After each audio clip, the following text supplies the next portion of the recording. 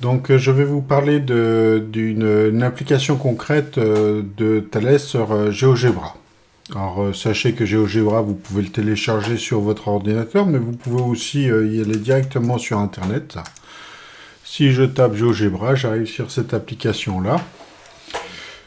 Et je vais faire démarrer GeoGebra Géométrie. Donc, qui est ici. Je tombe sur cette application qui me permet finalement de voir toutes les possibilités de GeoGebra. Alors, je vais faire assez simple. Je vais mettre 1, 2, 3 points. Et je vais tracer la droite qui passe de A vers B et de C vers D. Et je vais placer encore un point supplémentaire ici. Donc,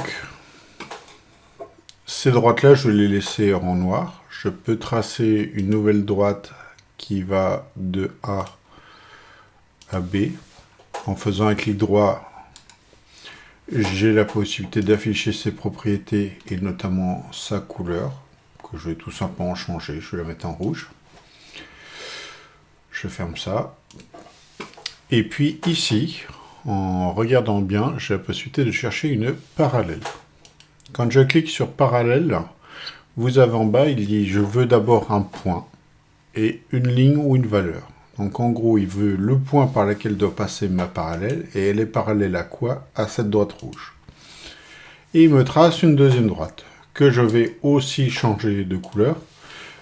Mais histoire de montrer qu'elle dépend bien de la droite rouge, je vais la mettre en orange. Donc, la droite rouge et la droite orange sont parallèles. Je peux déplacer le point A.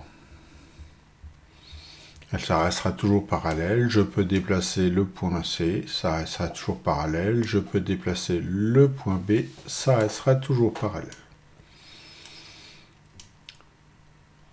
Donc, je me mets dans cette configuration-là, qui est la partie la plus classique. Et ici, sur la calculatrice, je peux afficher certaines informations. J'oublie juste une chose, je reviens. Je choisis de mettre le point qui est l'intersection entre cette droite BC et ma droite orange, de manière à ce que, si je déplace, je vois toujours cette intersection qui maintenant s'appelle E.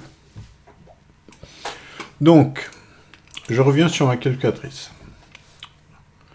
Je peux demander à voir BC, je tape BC, qui fait 5,3, et en même temps, je divise par BE.